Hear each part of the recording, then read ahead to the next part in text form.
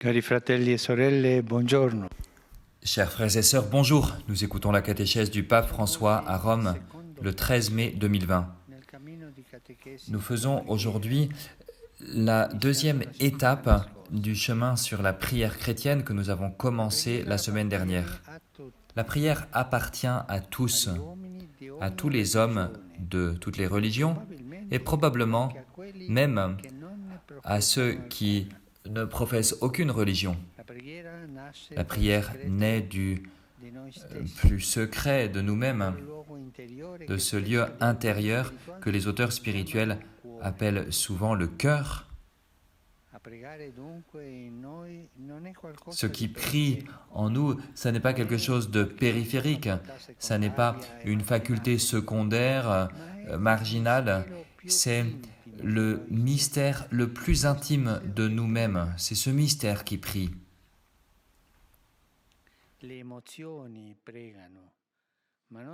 Les émotions prient, mais on ne peut pas dire que la prière ne consiste qu'à avoir des émotions. L'intelligence prie, mais prier n'est pas seulement un acte intellectuel. Le corps prie, mais on peut parler avec Dieu dans la plus grande des invalidités également. C'est donc l'homme tout entier qui prie, si son cœur prie. La prière est un élan, une invocation qui nous dépasse, quelque chose qui naît de l'intime de notre personne et qui s'étend en se rendant compte de la nostalgie de la rencontre. Il nous faut le souligner. Le cœur se rend compte de la nostalgie d'une rencontre, la nostalgie qui est plus qu'un besoin, qu'une nécessité, c'est un chemin, c'est la nostalgie d'une rencontre.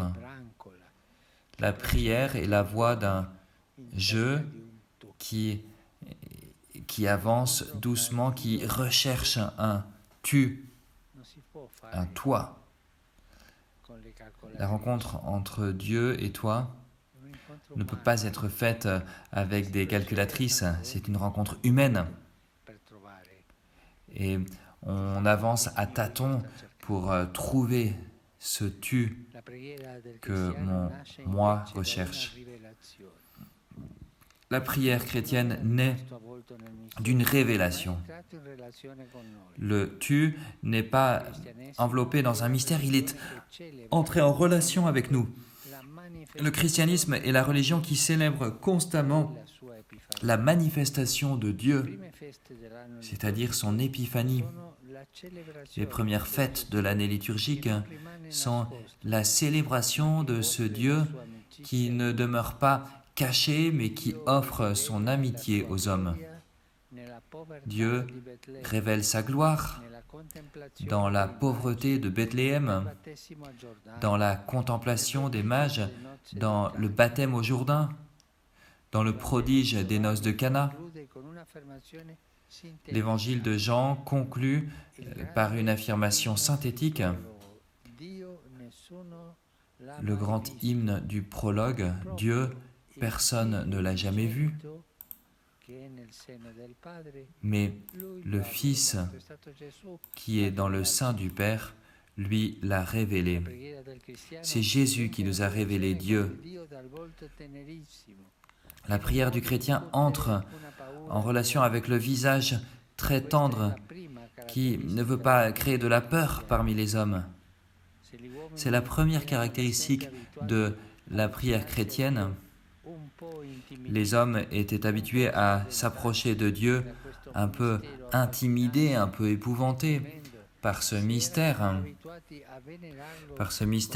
fascinant. Ils étaient habitués à le vénérer avec une attitude servile, l'attitude d'un sujet qui ne veut pas manquer de respect à son Seigneur. Mais les chrétiens s'adressent à Dieu en osant l'appeler de la manière la plus confiante, du nom de Père. Jésus même utilise cet autre mot de Abba, Papa. Le christianisme a banni du lien avec Dieu tout rapport féodal. Dans le patrimoine de notre foi, il n'y a pas d'expression qui évoque l'esclavage, mais on parle d'alliance, d'amitié, de promesse, de communion, de proximité. Dans son long discours d'adieu aux disciples, Jésus leur dit « Je ne vous appelle plus serviteur, car le serviteur ne sait pas ce que fait son maître, mais je vous ai appelé ami, parce que tout ce que j'ai entendu du Père, je vous l'ai fait connaître. Ce n'est pas moi qui vous avais choisi, c'est moi. Ce n'est pas vous qui m'avez choisi, c'est moi qui vous ai choisi et qui vous ai constitué pour que vous alliez et que vous portiez du fruit et que votre fruit demeure. Car tout ce que vous demanderez au Père en mon nom, il vous l'accordera. » Jésus nous fait un chèque en blanc. Tout ce que vous demanderez à mon Père en mon nom, il vous le donnera. Alors, essayons de le faire. Dieu est l'ami, l'allié, l'époux. Dans la prière, il peut y avoir une relation de confiance avec lui, si bien que dans le Notre Père, Jésus nous a appris à nous adresser au Père avec une série de demandes. Nous pouvons tout demander à Dieu, tout. Nous pouvons tout lui expliquer. Nous pouvons tout lui raconter. Ce n'est pas grave si dans la relation avec Dieu, nous nous sentons en défaut. Nous ne sommes pas des bons amis, nous ne sommes pas des enfants reconnaissants, nous ne sommes pas des époux fidèles vis-à-vis de Dieu. Et il continue à nous aimer. Voilà ce que Jésus montre définitivement à la dernière scène, quand il dit « C'est la coupe de la nouvelle alliance dans mon sang, versée pour vous. » Dans ce geste, Jésus anticipe au Cénacle le mystère de la croix. Dieu est un allié fidèle. Si les hommes acceptent d'aimer, si les hommes arrêtent d'aimer, lui, il continue à aimer, même si l'amour le conduit jusqu'au calvaire. Dieu est toujours près de la porte de notre cœur. Il attend. Il attend que nous lui ouvrions. Parfois, il frappe à la porte de notre cœur, mais il n'est pas envahissant. Il attend la patience de Dieu à notre égard. C'est la patience d'un papa qui nous aime tant.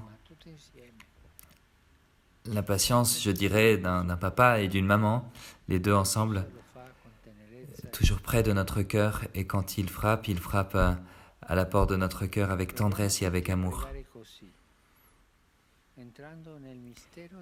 Faisons tous l'expérience de prier de cette manière, en entrant dans le mystère de l'Alliance, à entrer dans la prière, dans les bras miséricordieux de Dieu, à nous sentir enveloppés par ce mystère de bonheur qu'est la vie trinitaire, à nous sentir invités, comme des invités qui ne méritaient pas un tel honneur, et à redire à Dieu en notre cœur: est-il possible que tu ne connaisses que l'amour? Dieu ne connaît pas la haine. Lui est haï, mais il ne connaît pas la haine. Il ne connaît que l'amour. Voilà le Dieu que nous prions. Voilà le noyau incandescent de toute prière chrétienne. Le Dieu d'amour, notre Père, qui nous attend et qui nous accompagne.